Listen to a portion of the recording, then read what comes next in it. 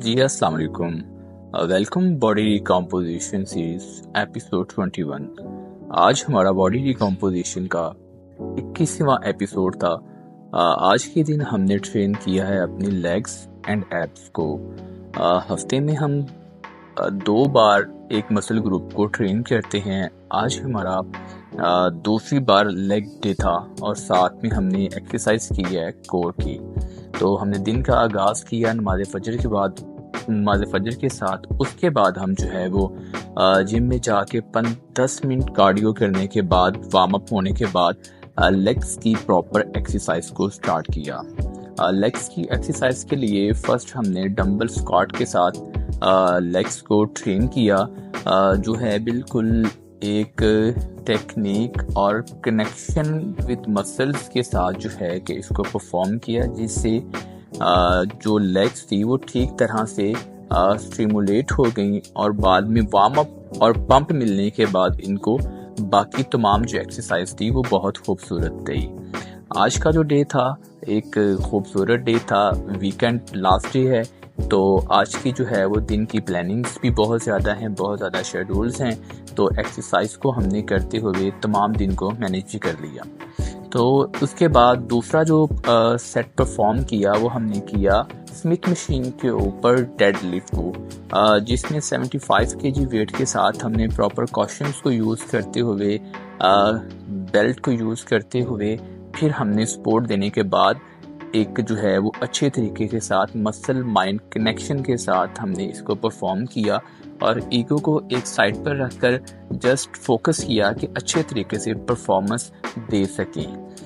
Performance अच्छी रही, workout अच्छा रहा।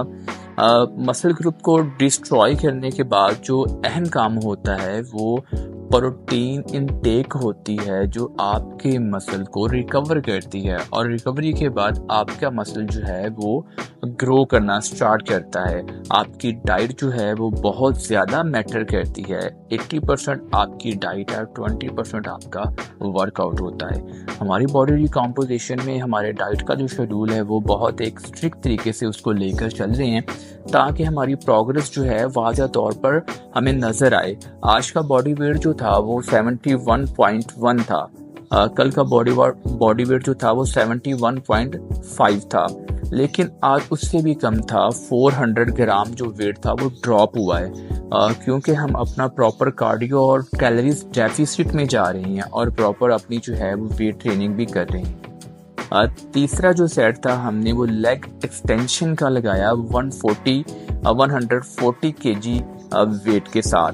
तो इसको भी हमने बिल्कुल फेलियर तक ट्रेन किया। पहले 3 से 4 जो रेपिटेशन थे उसको जस्ट एक कंट्रोल वेट को कंट्रोल करने के लिए और एक कनेक्शन बिल्ड करने के लिए हमने परफॉर्म किए। फिर बाकी जो 8 से 10 रेपिटेशन हमें मिले फेलियर तक जाने के लिए, वो हमने proper mind with muscle connection के साथ हमने किया। साथ हमने काफ्स की जो है वो एक्सरसाइज की।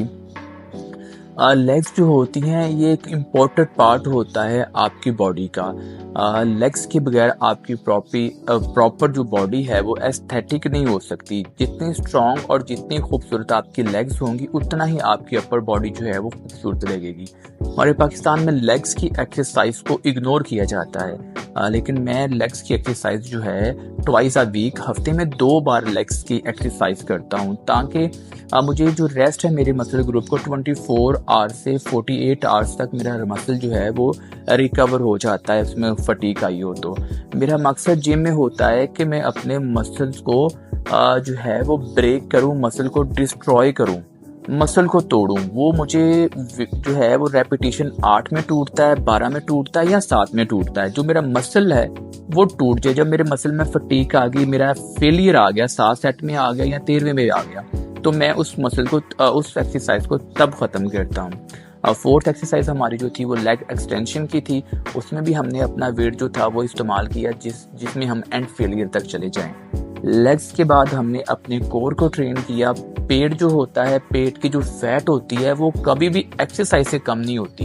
एक्सरसाइज आपके मसल्स के लिए होती है, मसल को स्ट्रॉन्ग करने के लिए, डिस्ट्रॉय करने के लिए होती है। जो आपकी स्टमक फैट होती है वो सिर्फ और सिर्फ कैलोरीज डेफिसिट से ही जा सकती है, उसके अलावा दूसरा रास्ता नहीं है फैट को कम करने का।